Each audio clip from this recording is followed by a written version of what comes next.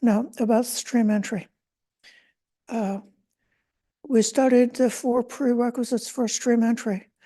Listening, associating with a true person. That would be a person such as Gautama Buddha. And secondly, listening to the true Dhamma.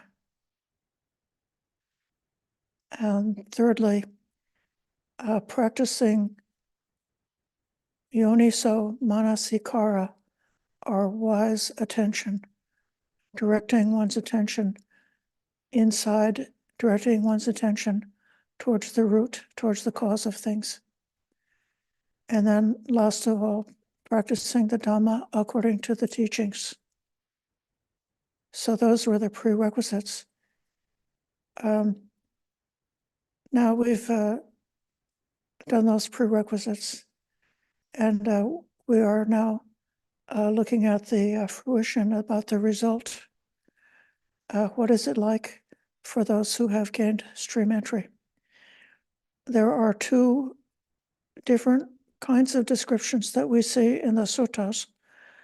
One is a description in terms of wisdom, or opening the Dhamma eye, which emphasizes the destruction of the first 3 fetters.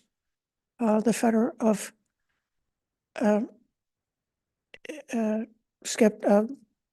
belief in finding a self in any of the 5 aggregates, or in any formation whatsoever.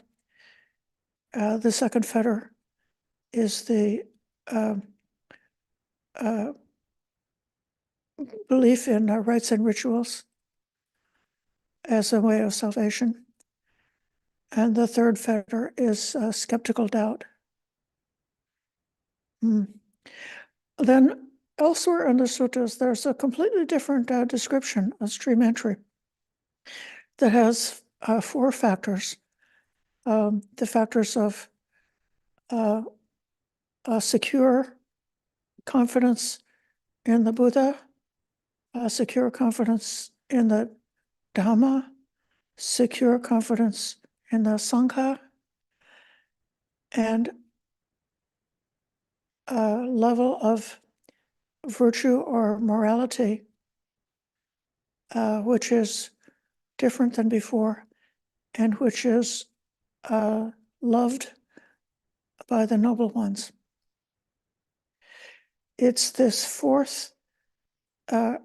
last set of teachings about the qualities of a stream winner that I want to discuss in the sutta study today. I've read this summary several times before, and taking the taking the course, like the basic Buddhism, my basic orientation and so forth. But it's really when reading the suttas that the significance, the power, and the profound nature of these teachings comes home. I'm going to share the screen now so that you can see the sutta. Okay, here we go. These are the streams of merit found in the Samyutta Nikaya, number 55, 31 to 40. I've just selected from this set of 10 short suttas. I used a mixture of Bhante Sujata's translation and Bhikkhu Bodhi's translation. Okay, mendicants. There are these 4 kinds of overflowing merit, overflowing goodness that nurture happiness. Bhikkhu Bodhi calls this streams of merit. What for? First, a noble disciple has experiential confidence in the Buddha. Iti piso bhagava arahang samma sambuddha vijja charana sampanno. The qualities of the Buddha that we've memorized. Such indeed is the exalted one. Oh, do I know it in English? There's too many translations. Do you know a version in English? Yeah. Uh, First, probably the first thing.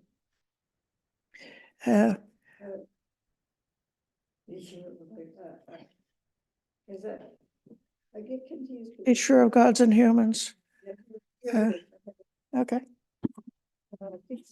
No.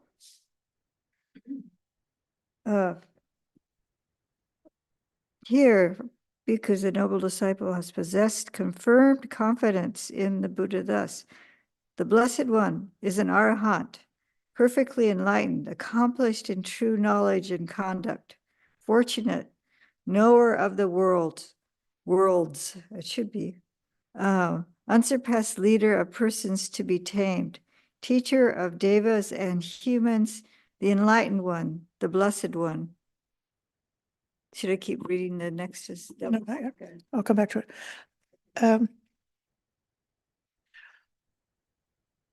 The second factor is confidence in the teaching, and the third factor is confidence in the sangha. And I will let you read them. So Bhante Sujato has translated Dhamma. His understanding of what it's meant there is the teaching. He possesses confirmed confidence in the Dhamma thus. The Dhamma is well expounded by the Blessed One, directly visible, immediate, inviting one to come and see, applicable, to be personally experienced by the wise. They possess confirmed confidence in the Sangha thus.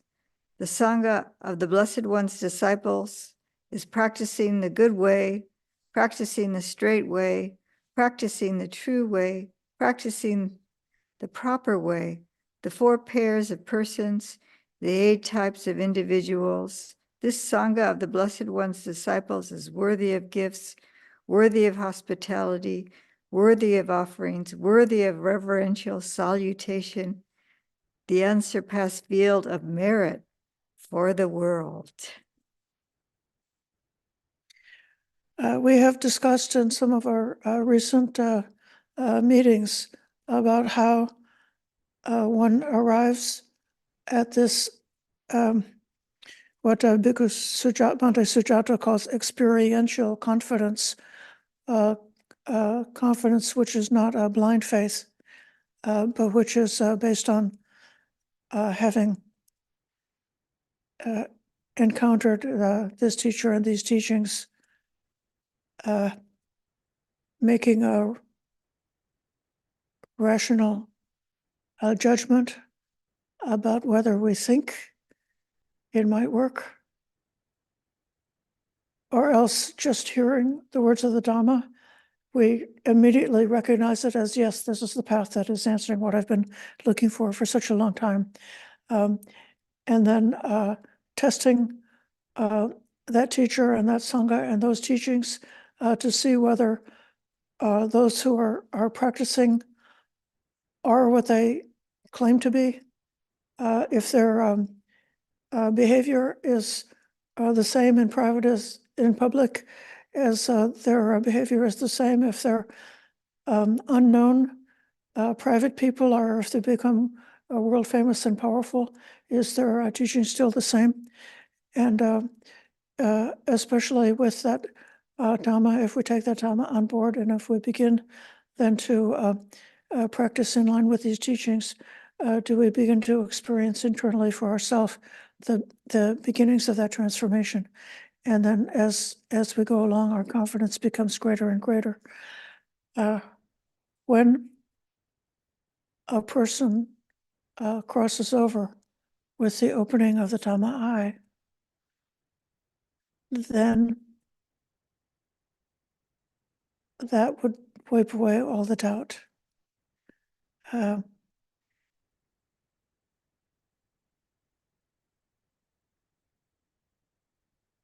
You would have had a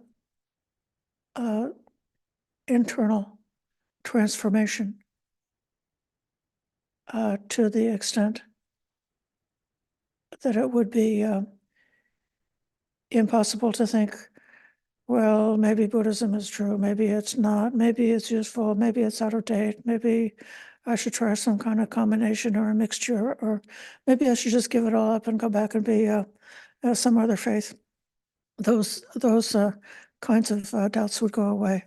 As well, the kind of doubt where you think, well, maybe I'm never going to be able to make it. Maybe I'm not worthy of accomplishing the fruit of this Dhamma. Maybe this Dhamma is true for other people, but it's not true for me. That doubt would also be gone, would be wiped out. I'd like to invite now, just in case, if any of my colleagues have something to add about what we think it would be like, or what we know it's like, in terms of that confirmed confidence of one who's opened their Dhamma eye.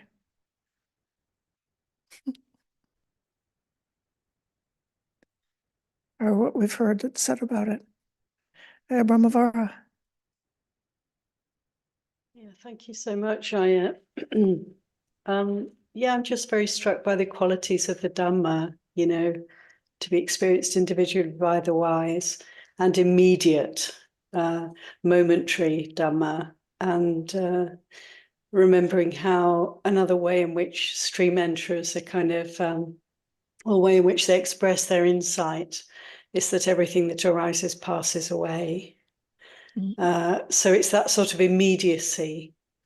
And right. As you were talking about, yeah, you know, how the delusions just fall away, just get stripped away because one is present for this experience. And so, of course, the ideas about, you know, my practice, my worthiness and so forth, just are quite ludicrous in that context. And so I'm really, I delight in these phrases describing the Dhamma.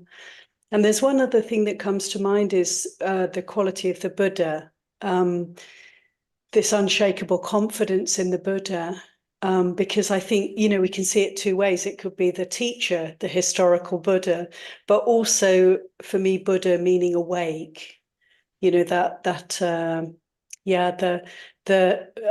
allegiance to being awake, to being mindful, to being present, that is like an unshakable confidence that this is the only way really to see our way through suffering. Thank you. Thank you.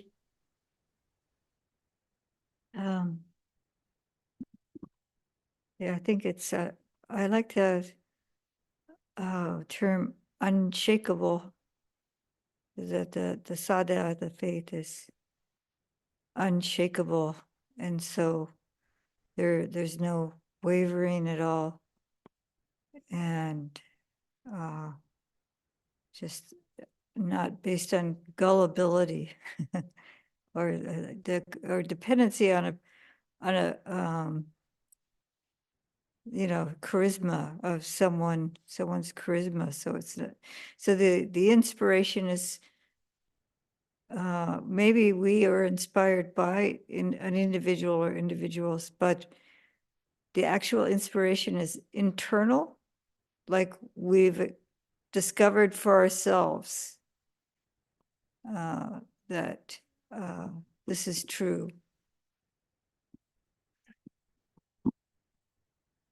I'll continue reading.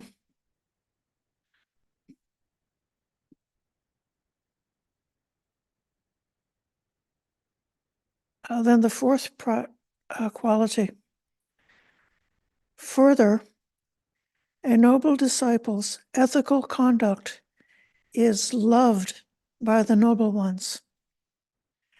Unbroken, impeccable, spotless, and unmarred, liberating, praised by sensible people, not mistaken, and leading to immersion or leading to samadhi.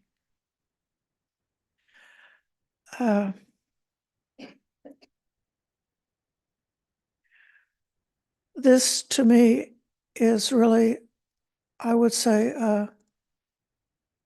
a test about whether one has made it in terms of stream entry. Very often, people come to the temple with their questions about the Dhamma, and they're asking questions like, well, usually about false speech, that saying sometimes it's really necessary to lie. Or in my office, it's part of my job description to do a little bit of cheating or a little bit of lying as part of my line of work. Or it could be that, we know that as long as we're in a sort of a safe and comfortable existence, especially being at the monastery where everything around us is supportive towards a very refined and conscientious, careful, intelligent kind of practice of ethics as being the major part of a major part of how we spend our life, reflecting and acting in those terms. But then, what if we went out and were thrown into the middle of a war zone, or what if we were captured by some enemy and thrown into a prison and subjected to torture? Would we still have the strength to be able to keep the pure mind of loving kindness towards those people who have jailed us? Would we still be able to stick with the truth, or would we just tell our captors anything, whatever they want to hear, just so they would stop hurting us? Something like that. So we got to really be like sort of honest, because when we get home, actually, these kind of difficult questions about where we can make a compromise with our ethics will not be a question anymore. This is going to come out a little bit further down in as we go through the rest of this sutta. So that's the fourth kind of overflowing merit, overflowing goodness that nurtures happiness. I'm going to go to the next two, and then we can pause again for questions or discussion. The next sutta starts out exactly the same way, but they have a different factor, which is the fourth factor. In this sutta, the fourth factor is, furthermore, a noble disciple lives at home, rid of the stain of stinginess, freely generous, open-handed, loving to let go, committed to charity, loving to give and to share.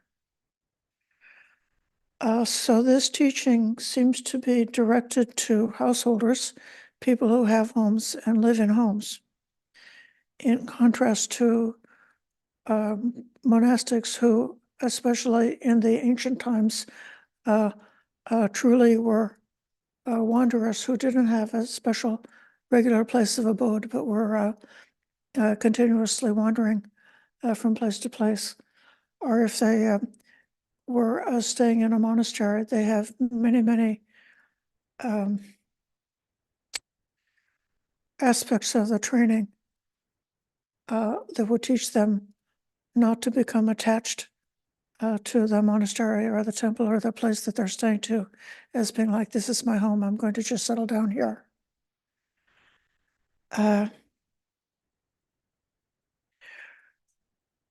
This kind of charity is something that a person who's a householder, who's practicing agriculture or practicing some honest line of work, or practicing some kind of honest business, maybe accumulating wealth and building up that comfortable life, and then as part of receiving the fruits of the rewards about their their work, then they will naturally give. Naturally, one gives to one's family. Naturally, one gives to one's relatives and friends. Naturally, one gives to the needy. And since we have a mendicant sangha in the world, a sangha of monastics who is not involved with earning money or being paid, but instead does everything that they do for free, that then generously giving in support of those practitioners. But monastics also practice generosity. We practice it when we teach the Dhamma, when we're energetic in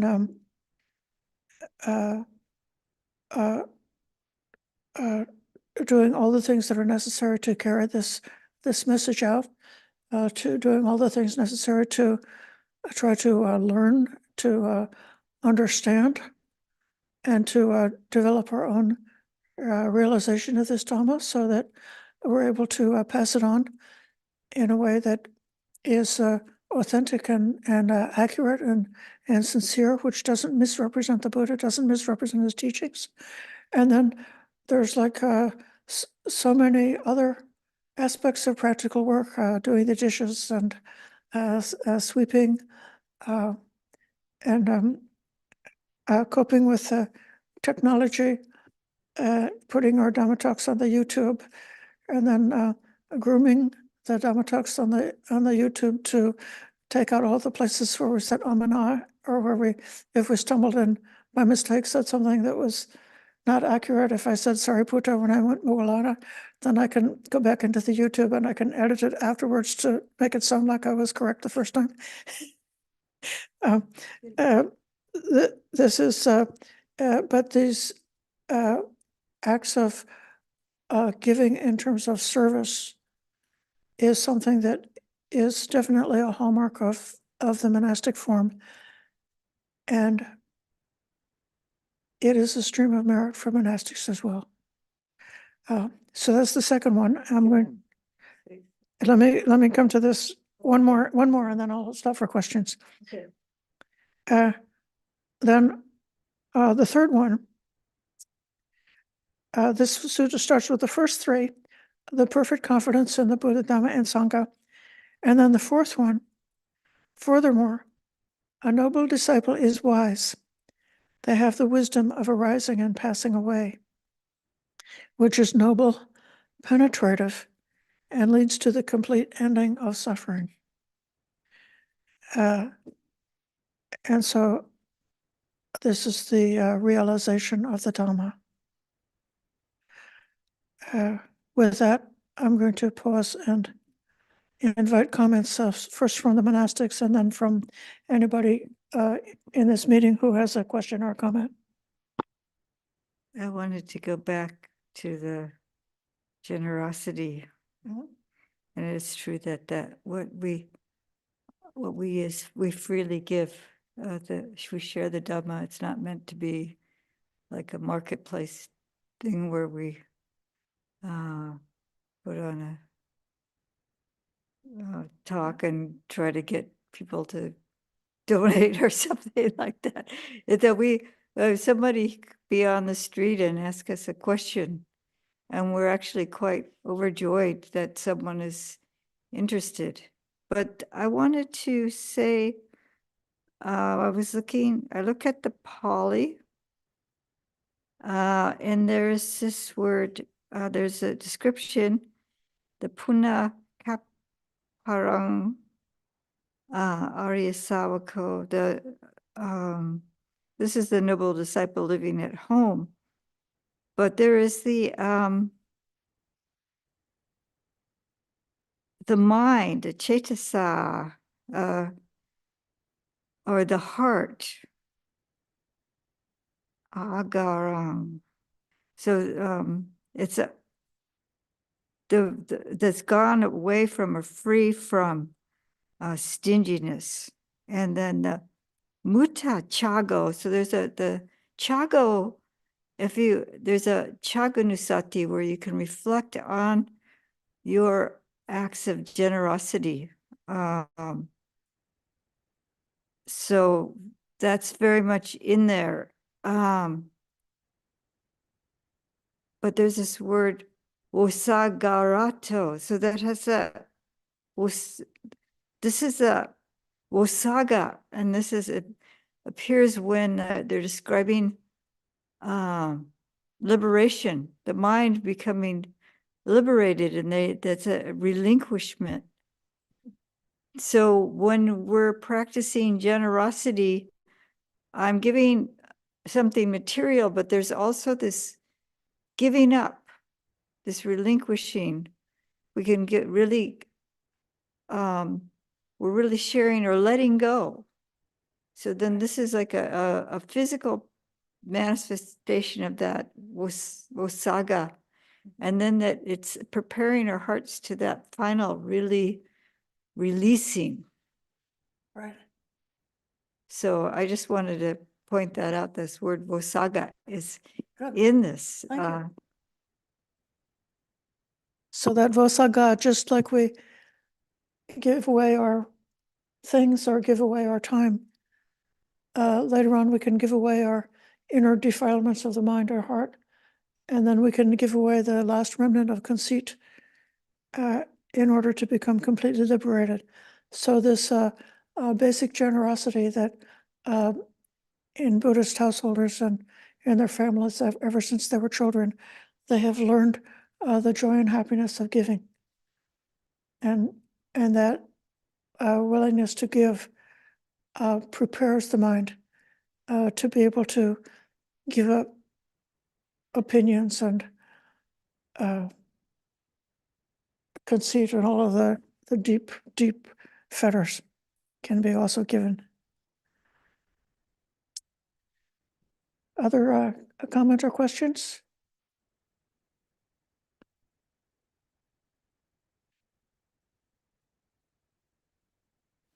In regards to the kusala, I see that first one where we're talking about our ethical conduct.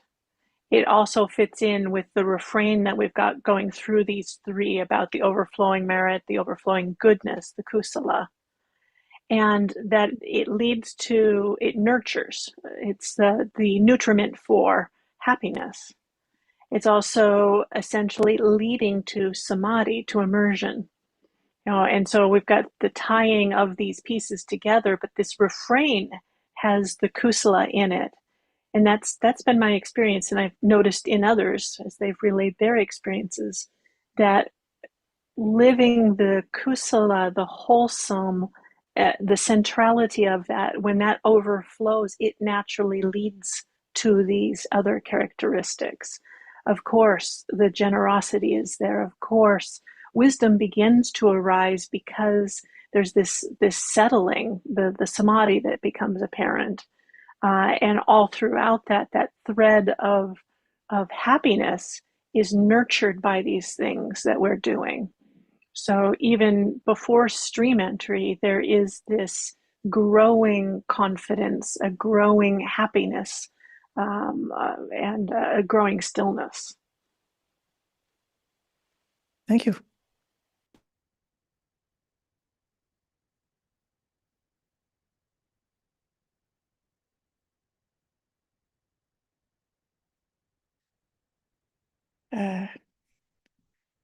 I'm going to read on for a little bit.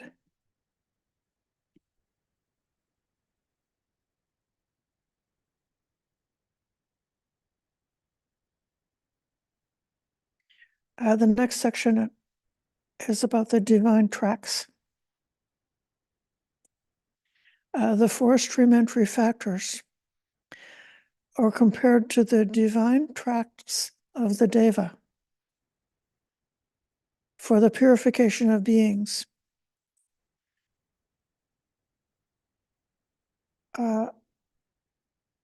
Who have not been purified, for the purification of beings who have not been purified, for the cleansing of beings who have not been cleansed, And the commentary says that in this case, in that comparison, the deva is an epithet for any noble person who's established at any of the noble fruits. So any enlightened person at any level is sometimes called in the sutta a deva. And this is an analogy. It doesn't mean that all those gods in heaven are necessarily enlightened, or it doesn't mean that we're being enlightened because we want to become gods, but rather it means that the gods in heaven are very beautiful, and enlightenment is very beautiful. And so to obtain enlightenment is to be just like an angel, to be so beautiful, right? And then the next sutta, this is about the impeccable ethical conduct of the stream winner. He understands thus: I have heard that at present the devas, that means the noble ones, the devas hold non-oppression as supreme, and I do not oppress anyone, frail or firm. And the next one, when a noble disciple possesses these 4 factors of stream entry, the devas are elated and rejoice, and they speak of his similarity to themselves.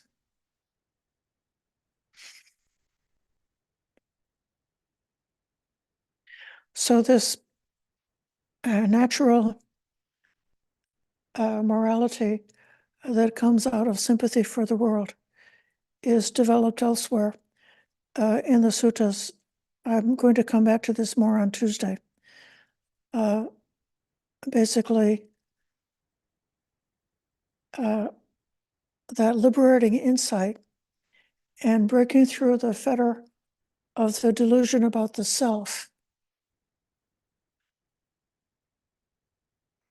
opens a kind of a channel of awareness of the similarity between us and any other sentient being. So it's said in the suttas, all the beings hold themselves dear, and I also hold myself dear. Just the way I hold myself dear, everybody else holds themselves dear. So why should I not be nice to them and try not to harm them? All beings everywhere are afraid of the rod. They're afraid of pain. Just the same way that I also don't like the rod. I'm afraid of pain. And so if I understand that, I should try not to harm any being whatsoever. All beings have the desire for life.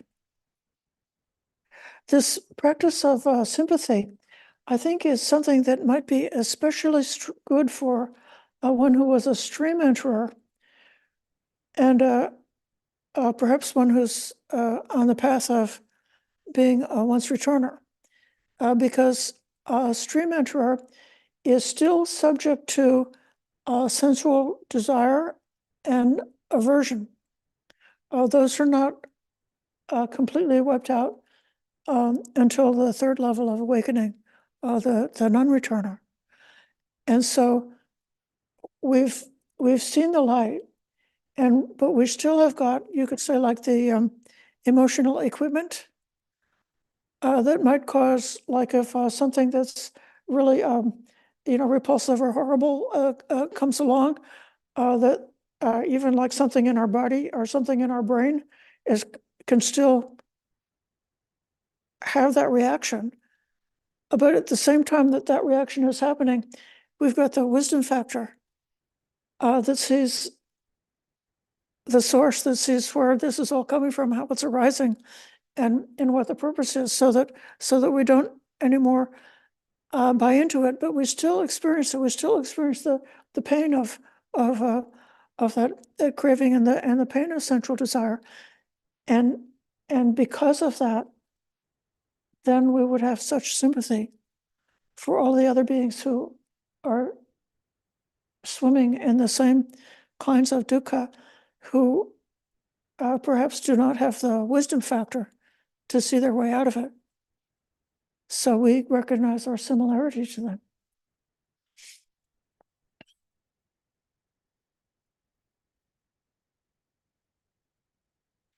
It's in this way that you could say that the Four Noble Truths and the Eightfold Noble Path are kind of onward leading in a progressive kind of way.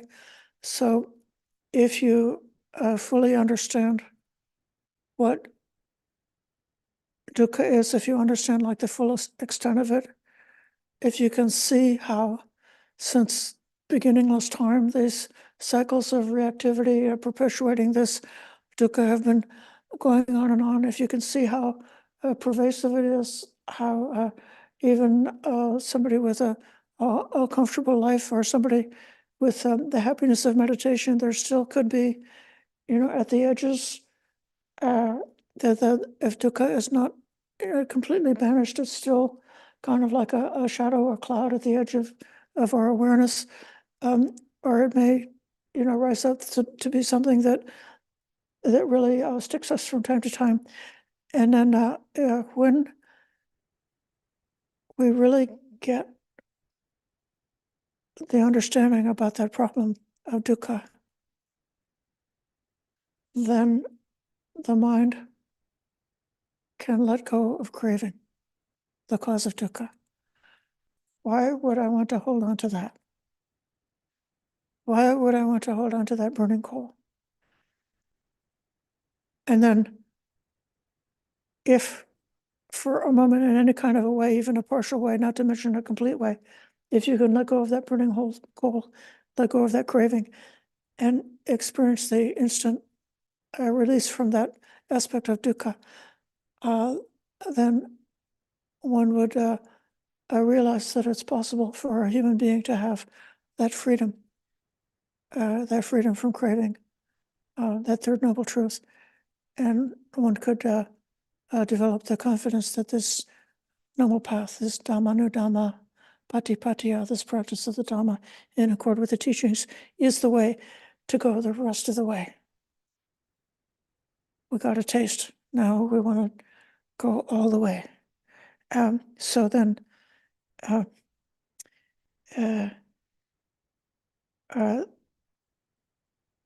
but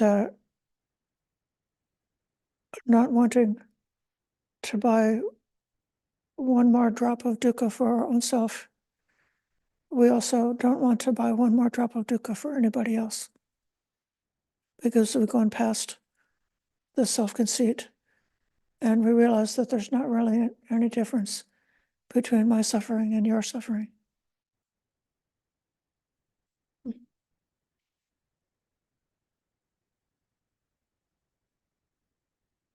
So the theme of the sympathy for the world is part of like the natural ethics of a stream winner and those who are further along on the noble path.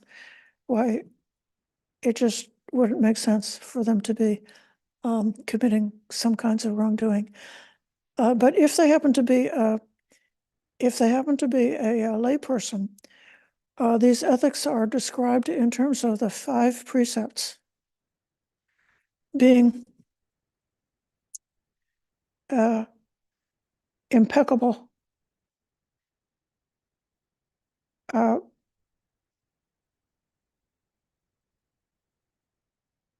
having our 5 precepts to be unbroken, impeccable, spotless, not marred, liberating, not mistaking, and leading to samadhi. When it comes to the monastics, it's mentioned that it is still possible for a monastic stream winner to violate one of the minor rules. But if they do have such a violation, if they're a stream winner, they will immediately take care of it by acknowledging their fault or doing whatever is necessary within the monastic discipline to care for and to come out of that fault. So by acknowledging the fault to another, or by making amends, if that's what's called for, then we clear the way. So that's that inability to hold on to a secret or to try to get away with something is a quality of a monastic who's a stream winner. I'll pause again and ask for questions so far.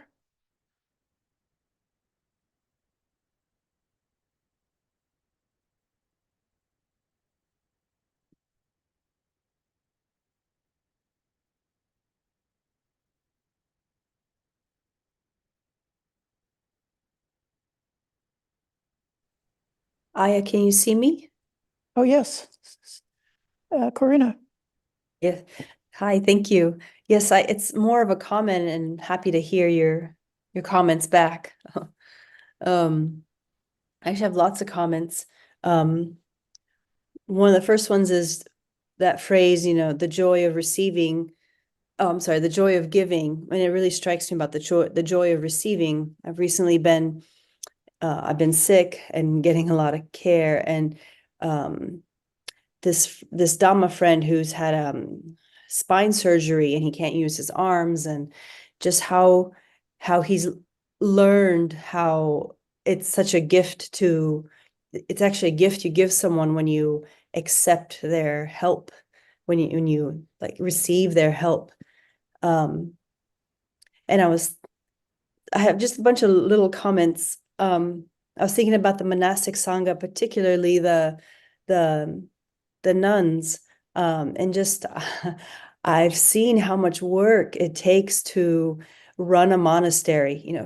Not even mentioning the teaching and putting it up on YouTube and holding sessions. Just running a monastery, running a community, and for me that I'm struck by the generosity of that, how much you all give to each other or to the group. So that's definitely something I recognize in monastics. Especially the females, very hardworking women. And the last thing I wanted to mention is something that struck me about the ethical conduct, kind of also the other one, just the words like unbroken, spotless. And if I think to myself, that's a really high bar. I mean, that's 100%. So why how is that? The only way that I know that's possible is kind of make an analogy. So I know about yoga, and if someone says, like, does a first year training and they're like, oh, I learned this pose stretches this muscle, for example. After many, many years, like, I don't even need poses. I know the material so well that I can, any movement, I'm at the creative stage where I can figure out what stretches what. So it's sort of like I can't make a mistake anymore. So that's what reminds me, the way I imagine a stream enterer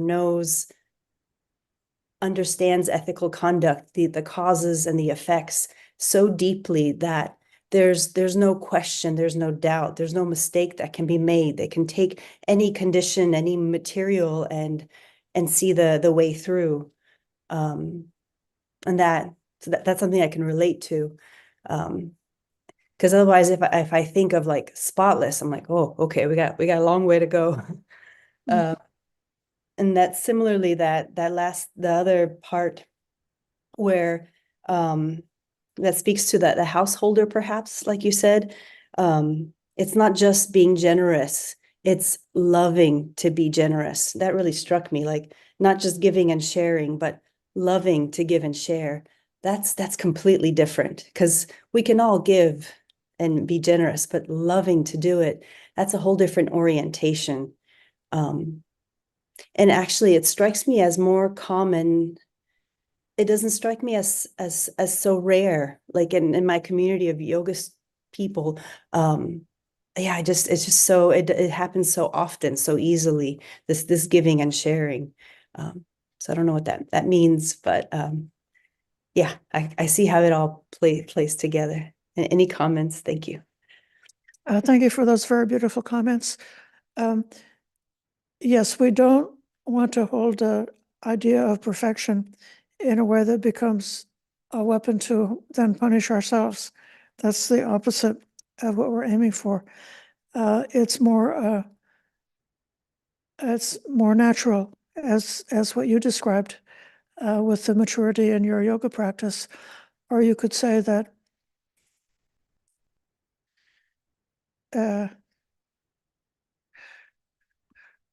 when mindfulness is very well developed, then in any particular situation, one intuitively can discover the most skillful way forward. And even if it's not 100% perfect in terms of, it could be, we were talking earlier about people with different cultures, so that our words or our actions could be misunderstood. And so then we need to be like so mindful that we are sensitive to how others are responding, in order to continuously like guide our behavior towards not hurting them, not depressing or discouraging them. And so then there's a way in which everybody made a lot of mistakes in the past.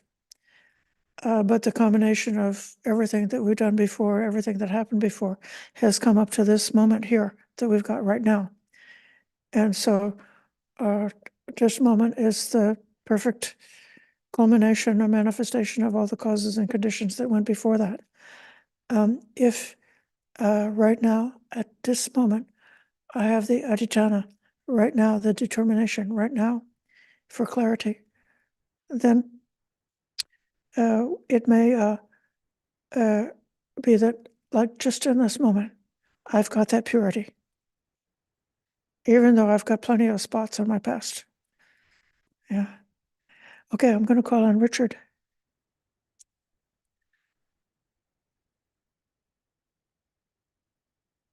Thank you. I was going to mention it, but you mentioned it, that even a stream winner can, in a minor way, break the precepts. So this is just my opinion, but I think there's a misunderstanding when we read this, that he possesses the virtues dear to the noble ones. The description is the description of the virtues. They have all these good qualities, and they lead to concentration. And the noble disciple understands that. And it said that the Buddha said that the noble disciple might, in a minor way, break a precept, but he immediately knows, oh no, I broke a precept. That's not good. And he pulls back. He pulls his mind back from that activity. So I actually believe that this is just a description of how of the noble ones, the noble disciples' understanding of these precepts and how great they are. And the idea, when it says unbroken, the Pali word means like whole cloth. It's a whole teaching. It's not bits and pieces cobbled together. It's a complete teaching, without any, it's not like a piece of cloth made out of patchwork, that colors don't match and other things like that. No, it's a very precise, perfectly expounded, teaching by the Buddha. Also, I may have missed for a second. Did you skip Sutta 33, or did I just lose consciousness for I don't know if that was one of the ones. No, I didn't skip it. Okay, so you can see there in 33, where it says, this is Bhikkhu Bodhi's translation. Again, bhikkhus, a noble disciple is wise. He possesses wisdom directed to arising and passing away. And I know I've mentioned this many, many times, that you see this in the sutta, that the person, when they attain stream entry, they see, oh, all dhammas, right? All objective realities subject to arising are subject to cessation. And that's what it's talking about right here. It's that insight. The noble disciple has that insight. This is the key insight, that really gets things going. So anyway, I just want to make that point. Yeah, I must have been reading something or as you spoke about it.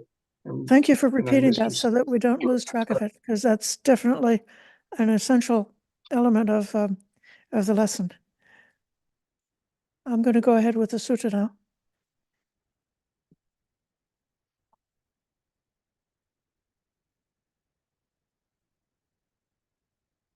Now we're up to 38. Mendicants, suppose it rains heavily on a mountaintop and the water flows downhill to fill the hollows, crevices, and creeks. As they become full, they fill up the pools. The pools fill up the lakes fill up the streams, and the streams fill up the rivers.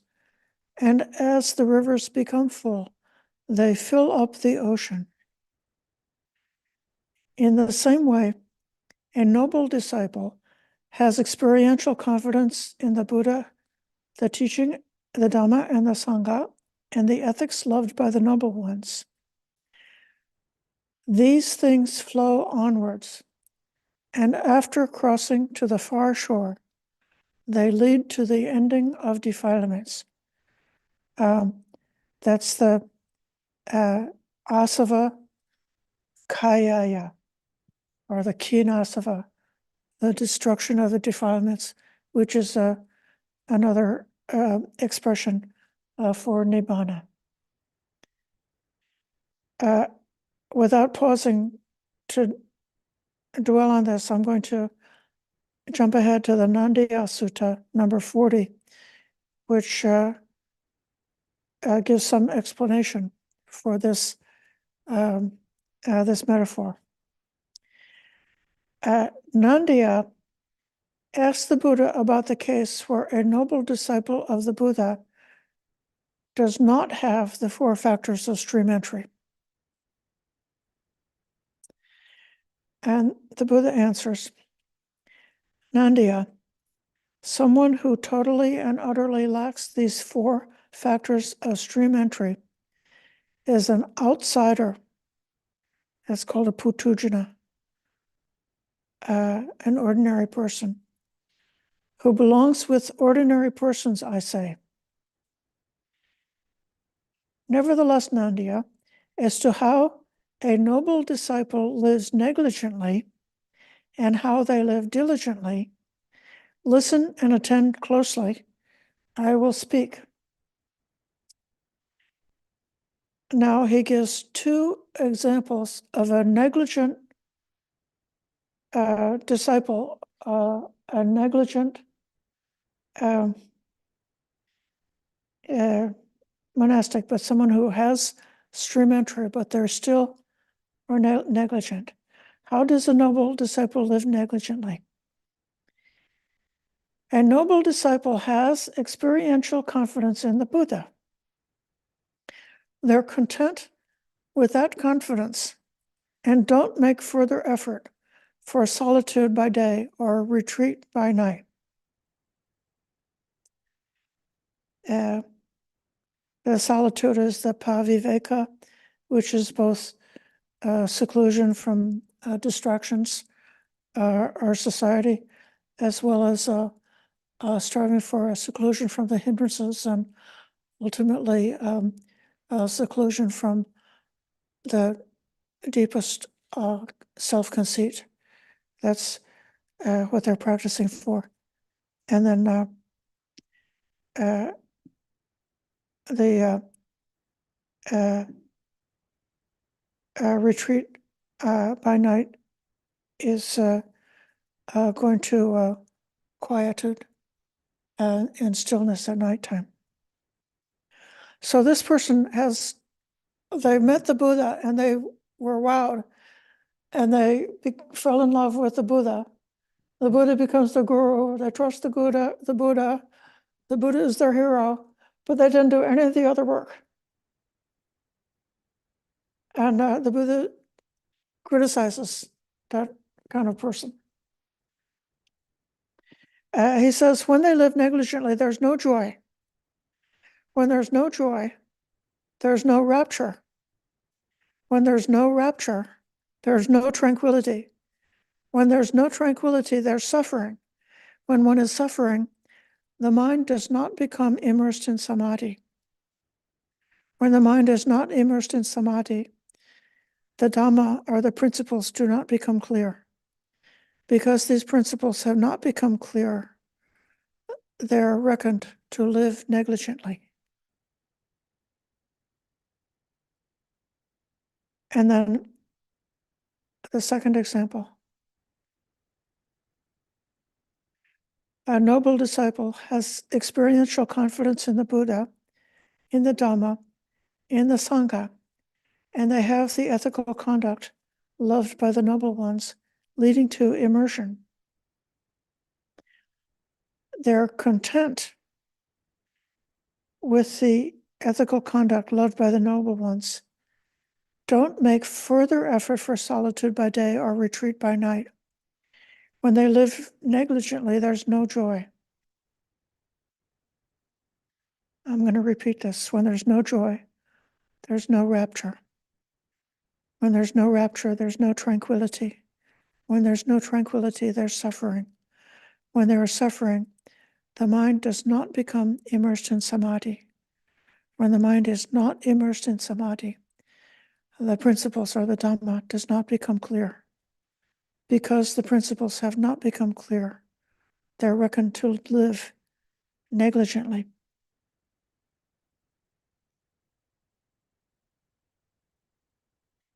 And then the last example is how a noble disciple lives diligently. Firstly, a noble disciple has experiential confidence in the Buddha, in the Dhamma, and the Sangha, and they have the spotless ethics loved by the noble ones. But they are not content with that confidence. They make further effort for solitude by day and retreat by night. When they live diligently, joy springs up. Being joyful, rapture springs up. When the mind is full of rapture, the body becomes tranquil. When the body is tranquil, they feel bliss. When blissful, the mind becomes immersed in samadhi. When the mind is immersed in samadhi, the principles become clear. Because the principles have become clear, they're reckoned to live diligently.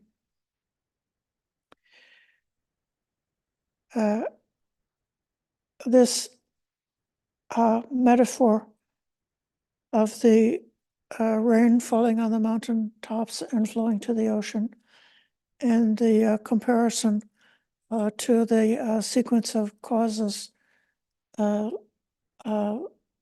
leading through a sequence of joyful, healthy, positive states, onward leading, supporting samadhi, so that one is able to get beyond being beset by dukkha or being beset by or psychological negativity, and instead able to dwell with a mind which is peaceful and at ease, then that is creating the circumstance where it's possible to come to a deeper level of quietude, wherein the mind is able to start letting go of some of the conceptual sankharas or the structures of our habits of the mind can be let go. And then as the mind becomes freed from those habitual patterns, then it becomes possible to see what's opening up to our experience in a fresh way, and seeing them anew without those preconceptions. Then it's possible to gain wisdom, and then with that wisdom, it's possible to reach the goal. This sequence is very famous and very popular with Western teachers. It was famously written up by Bhikkhu Bodhi in a little booklet called Transcendental Dependent Origination, which was must have been published maybe 30 or 40 years ago. But this is a wonderful teaching. In this context here, we see that pathway as being something that starts at stream entry, or at least starts at getting a toehold into the stream entry pathway.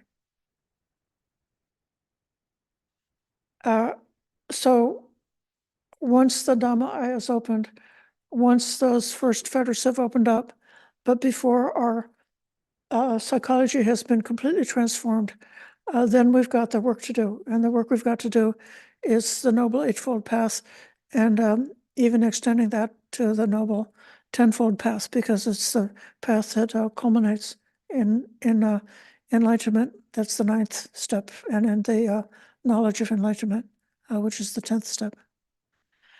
I'm going to invite Ayya Suvijjana to say something, and then we'll see if it's got something to add.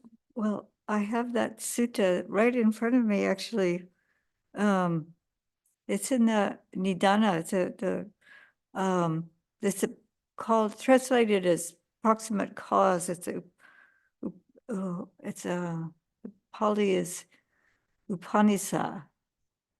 And it has the exact same metaphor with the mountain, and then the rain falling and filling up the pools and the small streams, and then it just keeps building and building. But it's like the rain has to keep coming. It's the effort that we need. We need to keep applying the effort. I think they're not satisfied. It's not like, oh, who cares about the faith in the Buddha, Dhamma, Sangha? I think that pool is still filling up. That our faith, our sada is still building up, and we're purifying our ethical behavior. We're not satisfied just at a very low level. So we're continually purifying those, and it's just growing naturally. And then we put the causes of, we seek opportunities to have seclusion, to have the quietude of mind, the conditions to quiet the mind, and then the knowledge, the wisdom can rise up. And this starts at the proximate. I'm not going to read the whole sutta, but it says the Lord Buddha says, "Because I say the destruction of the taints is for one who knows and sees, not for one who does not know and see." So, and then he's, for one who knows and sees what? For one who knows, who does not, excuse me, for one who knows what? For one who sees what?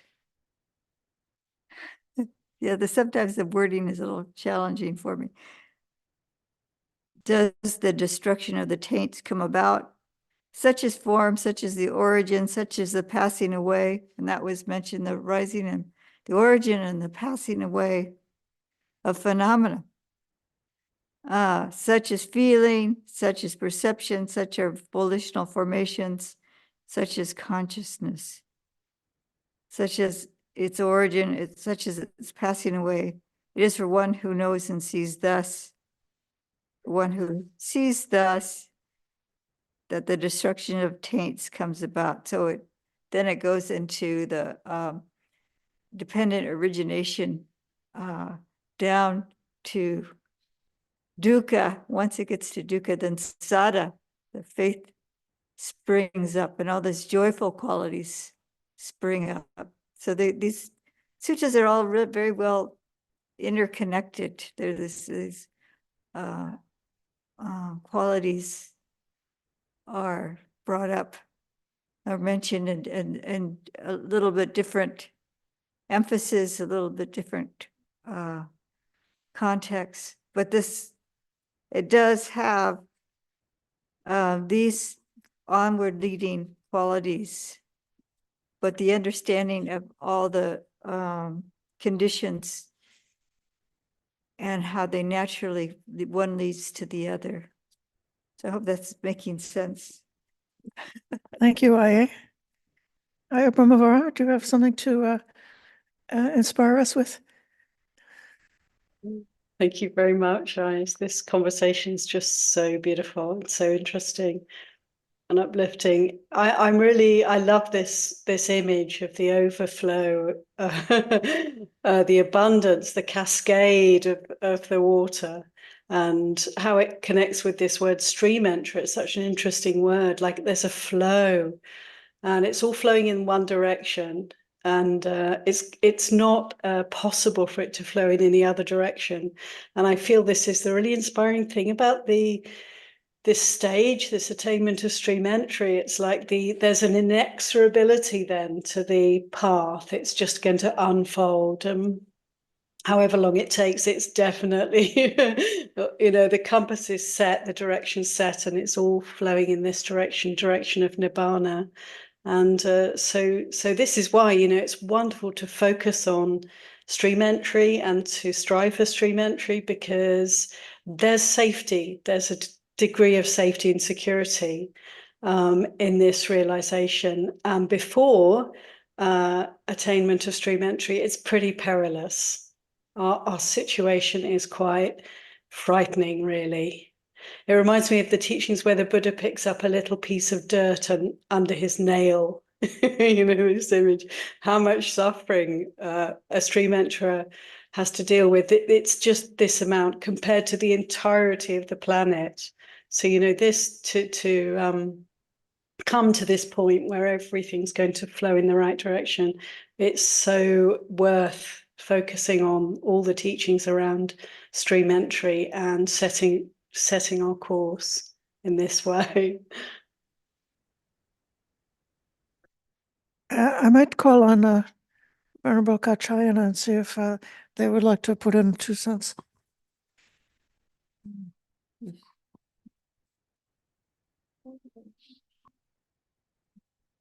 We can wrap up there on the chair, perhaps. A lot of effort. I didn't really have a lot of senses there.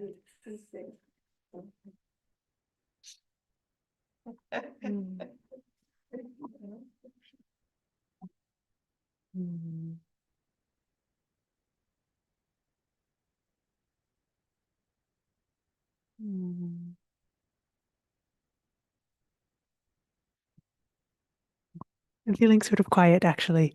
I'm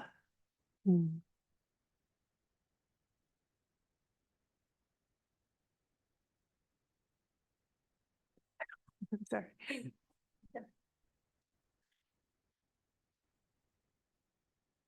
Well, this is seclusion of the mind.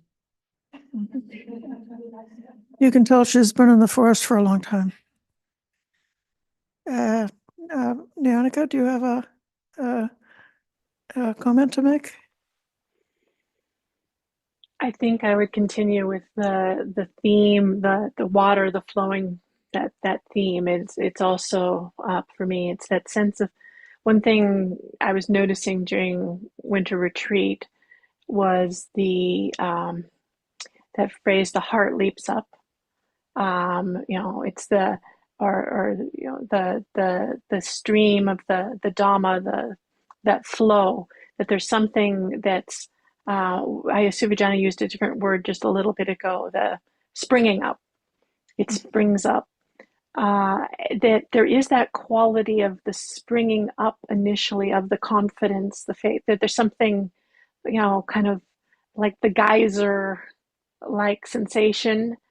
But then it's more like the sustained, steady, trusting, like you can lie on. Okay, I know this is the wrong metaphor in the stream, but it has that quality of like you can lie back and float because the Dhamma is that way. You trust you're not going to drown because the Dhamma is this way. There's a confidence that allows you to have a more settled, tranquil. It moves through those stages. The tranquility and the confidence also has this steadiness to it.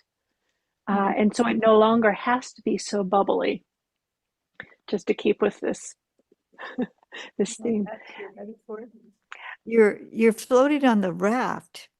Yes, we're floating on the raft. You have your hands on the raft, and you're looking where you're going, and maybe you're steering a little bit to avoid obstacles. But yes, but there's no fear of drowning anymore. Yeah, you've got that safety. Mm-hmm. And then the Dhammapada that kind of is associated is, one who drinks of Dhamma happily abides, with mind clear, pure, and bright. In the Dhamma made known by the noble ones, always the wise will delight.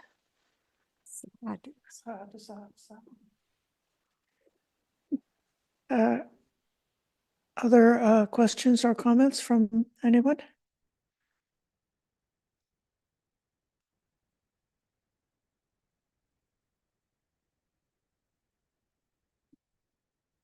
Okay, Richard. Thank you, Reyes.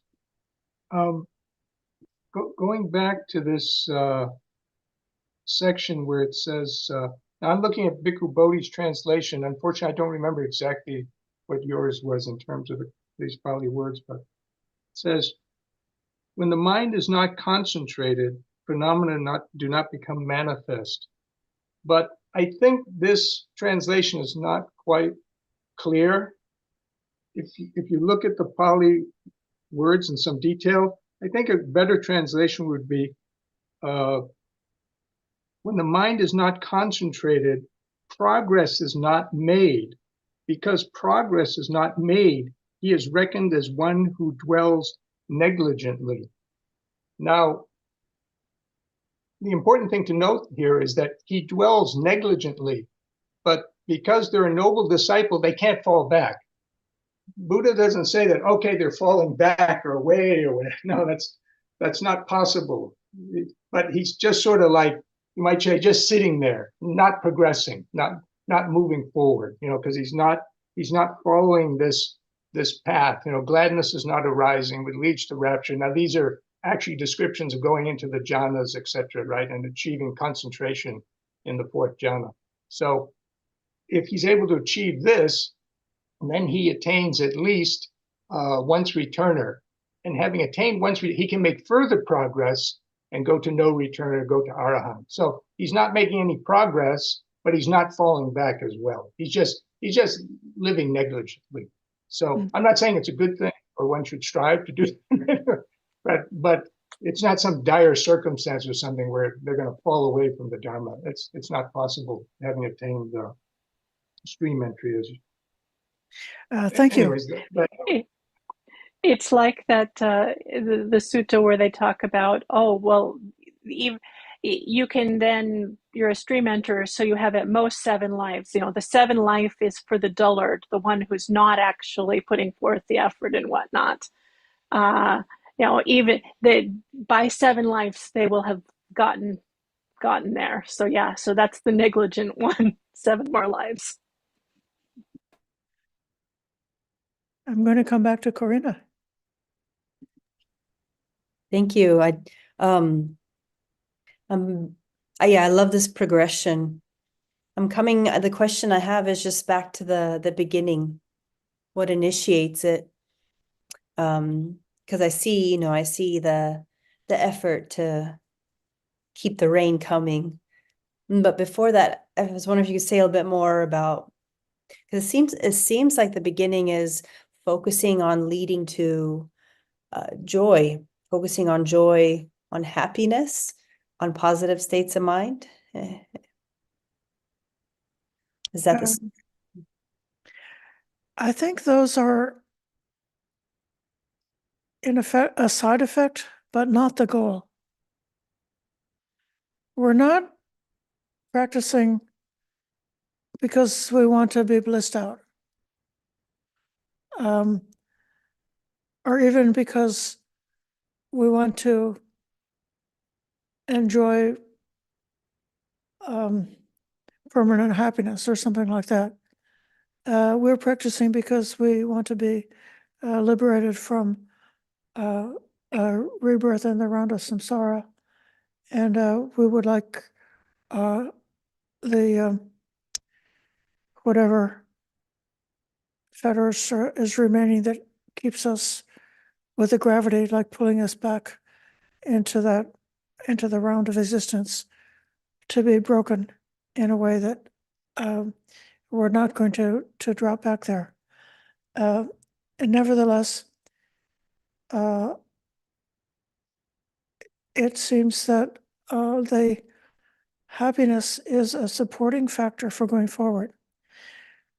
I see this in two ways. One is that the ego, or the idea of the self, or whatever, however we experience that thing that we're clinging to, that if we're clinging to life, or we're clinging to the ego, or there's something that's very, very deep that we're clinging to, and there can be quite a significant like fear factor if we're trying to let go of that. So it's like, who wants to jump off that cliff? Or you could say that Mara, the evil one, is telling us, danger, danger, don't let go, you've got to hold on. And so then the happiness of this path of training is a great source of courage.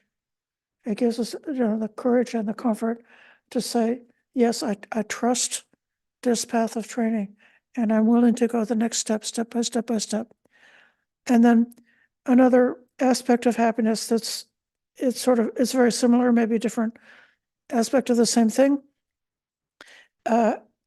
If for a beginner in meditation, if they're taught like in a Mahasi method of like noting each state that arises, and it can be that a lot of the states that arise are painful. They may have their back hurts, or their knees hurt, or their neck hurts, or their mind hurts, or they feel restless, or memories hurt.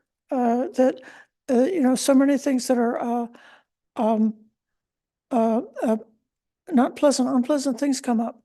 And it's great to be able to be like perfectly still, perfect calm, and to just see one by one, see these unpleasant moments as they arise.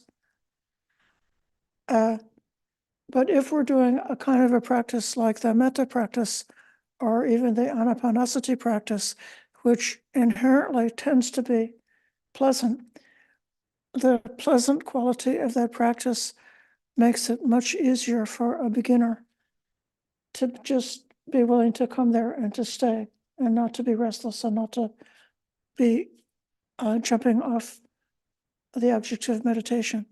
So to whatever extent that we are still a beginner and still able to have our mind be disturbed by pain, to that extent, the pleasant and uplifting and inspiring and joyful aspects of the path is a support for us, a support for our training.